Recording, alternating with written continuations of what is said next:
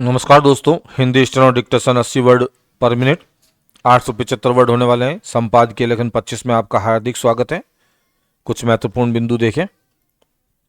सर्वप्रथम संपादकीय लेखन नंबर नोट करना है, वीडियो को ध्यानपूर्वक सुनकर डिक्टेशन लिखना है। इसके पश्चात डिक्टेशन को चेक करने की बारी आती है, तो हमारे द्वारा बनाया गया टाइपिंग टूल जिसका डिस्क्रिप्शन में लिंक दे रखा है, वहां जाकर आप डिक्टेशन को चेक कर सकते हैं। 5 सेकंड में हमारा डिक्टेशन प्रारंभ हो जाएगा। स्टार्ट। हाल में केंद्रीय मंत्रिमंडल ने जगदम्बिका पाल के नेतृत्व वाली संयुक्त संसदीय समिति द्वारा प्रस्तावित वक्फ संशोधन विधेयक 2024 के सभी 14 संशोधनों को मंजूरी दे दी। इसके बजट सत्र के दूसरे भाग में संसद में पेश किए जाने की उम्मीद है। यह संशोधन विधेयक वक्फ बोर्ड में व्याप्त अनियमितताओं एवं विसंगतियों को दूर करने के उद्देश्य से वक्फ अधिनियम 1995 के कुछ प्राविधानों को हटाने की बात करता है। Para change. सरकार का कहना है कि इससे वक्फ बोर्ड के प्रबंधन में सुधार होगा। इस विधेयक का उद्देश्य वक्फ संपत्तियों के प्रबंधन में पारदर्शिता और जवाबदेही बढ़ाना, भ्रष्टाचार आदि पर नियंत्रण पाना, वक्फ संपत्तियों के विकास और संरक्षण को बढ़ावा देने के साथ साथ यह सुनिश्चित करना भी है कि वक्फ संपत्तियों का उपयोग हितधारक समुदाय के लाभ के लिए ही किया जा सके। Para change. सरकार ने इन दावों के बावजूद विपक्ष एवं उलेमाओं का एक वर्ग और तथाकथित सेक्युलर लिबरल बुद्धिजीवियों द्वारा इस प्रस्तावित विधेयक का विरोध किया जा रहा है। All India Muslim personal law board ने तो वक्फ संशोधन बिल के विरोध में बड़ा प्रदर्शन करने का ऐलान किया है। Para change. इस विधेयक का विरोध करने वालों के अपने कुछ तर्क हैं और आशंकाएं भी। वे इसे मुस्लिम समुदाय के अधिकारों पर सरकार का हस्तक्षेप मानते हैं। Para change. उनका मानना है कि यह विधेयक धार्मिक स्वतंत्रता और वक्फ संपत्तियों के प्रबंधन में हस्तक्षेप करता है। इस विधेयक के संदर्भ में सत्ता पक्ष और विपक्ष के तो अपने अपने तर्क है ही। जिस मुस्लिम समुदाय के लिए यह विधेयक लाया जा रहा है, उसके भीतर भी इस विधेयक को लेकर अलग अलग प्रतिक्रियाएं हैं। Para change. मुस्लिम समाज को एक समतावादी समाज माना जाता है, लेकिन व्यवहार में भारतीय मुस्लिम समाज में भी भेद और स्त्रीकरण दिखाई देता है। भारतीय उपमहाद्वीप में मुसलमानों के बीच जाति व्यवस्था का अस्तित्व है। इसमें 3 प्रमुख श्रेणियां देखी जाती है। अशराफ उच्च वर्ग के मुसलमान माने जाते हैं, जिनका दावा है कि वे अरबी, तुर्की, फारसी या अफगान वंश से संबंधित हैं। Para change. अशराफ में सैयद, शेख, पठान और मुगल जैसी उच्च जातियां आती हैं। अजलाफ निम्न वर्ग के मुसलमान माने जाते हैं, जिनका संबंध परिवर्तित हिंदुओं से है।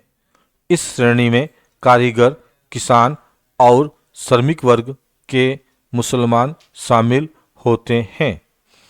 अर्जाल सबसे निचली श्रेणी के मुसलमान माने जाते हैं, जो मुख्यतः दलित जातियों से मंतारित हुए हैं।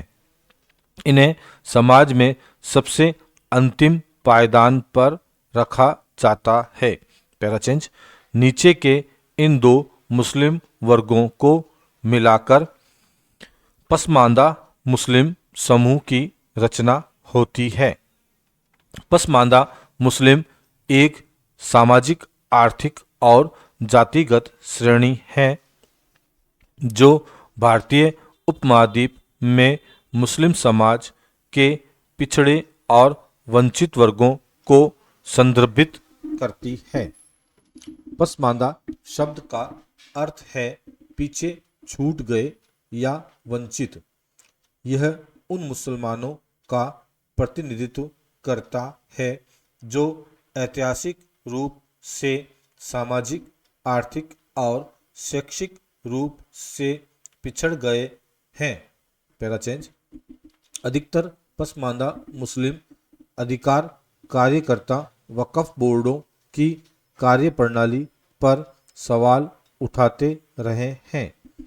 हैरानी नहीं कि उनकी नज़र में वक्फ संशोधन बिल से वक्फ की संपत्तियों के पंजीकरण, सत्यापन, लेन देन में पारदर्शिता आएगी और गरीब मुसलमानों को वक्फ के विवादों से मुक्ति मिलेगी।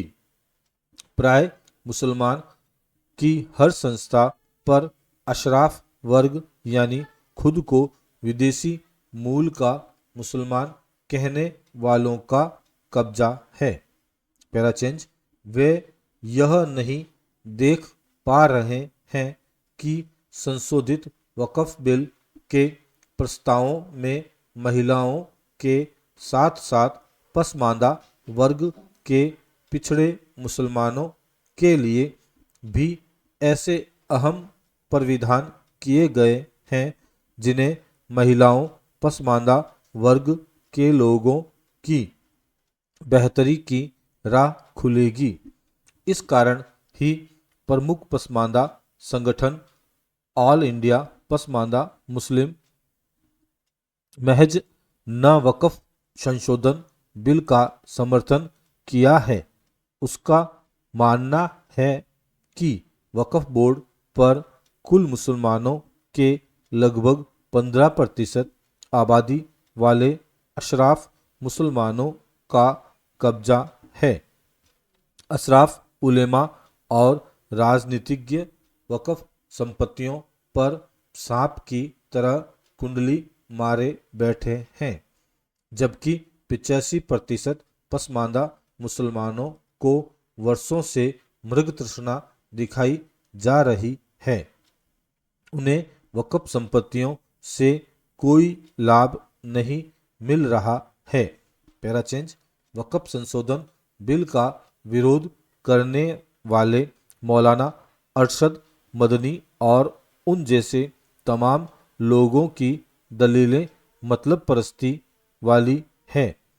इन लोगों ने पसमानदा मुसलमानों के हित में कभी कुछ नहीं किया, उल्टे इनका इस्तेमाल किया है।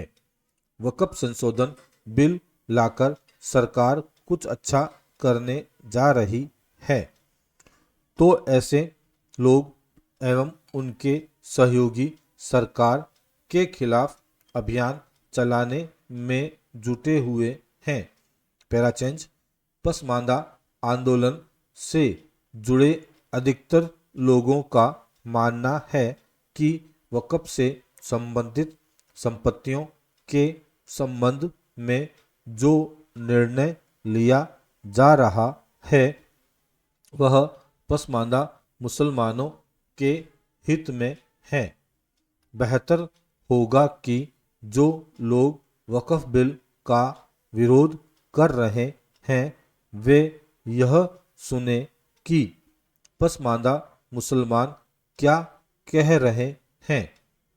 वक्फ की संकल्पना जिस नेक इरादे के साथ की गई थी, उसमें समय के साथ तमाम बुराइयां घर कर गई हैं। Para change. वक्फ की आड़ में कई जगहों पर भूमाफिया पैदा हो गए, जिन्होंने कब्रिस्तानों पर कब्जा कर लिया और सरकार से मिलने वाले हर लाभ को खुद फायदा उठाने लगे। भूमाफिया वक्फ को जमीन को निजी संपत्ति बनाकर बेच रहे हैं और नाम मात्र के भाव में लीज कराकर बड़े बड़े शॉपिंग कॉम्प्लेक्स बनाकर मोटा किराया वसूला रहे हैं। चूंकि इन पर रोक लगाने के लिए भी वक्फ अधिनियम में यथोचित बदलाव का किया जा रहा है, इसलिए वक्फ संशोधन बिल से मुस्लिम समाज के अत्यंत पिछड़े वर्ग को उम्मीद की किरण दिखाई दे रही है। स्टॉप। दोस्तों, इस प्रकार हमारा संपादकीय लेखन 25 यहीं समाप्त होता है। कुछ महत्वपूर्ण बिंदुओं पर चर्चा करते हैं। आपने संपादकीय लेखन नंबर नोट कर लिया, वीडियो को ध्यानपूर्वक सुनकर डिक्टेशन लिख लिया होगा। अब आते हैं डिक्टेशन को चेक करने की बारी। अब आप हमारे द्वारा बनाया गया टाइपिंग टूल, जिसका डिस्क्रिप्शन में लिंक दे रखा है, वहां जाकर आप टाइपिंग के माध्यम से डिक्टेशन की जांच कर सकते हैं। ऐसा करने से आपको एग्जाम हॉल जैसा अनुभव प्राप्त होगा। जरूरी सलाह या हो तो कमेंट बॉक्स में जरूर दें। मेहनत का एक लाइक बनता है, तो आपसे रिक्वेस्ट है एक लाइक जरूर करें और अपने दोस्तों के साथ वीडियो को शेयर करें। और ऐसे ही वीडियो प्राप्त करने के लिए चैनल को सब्सक्राइब करना ना भूलें। धन्यवाद दोस्तों।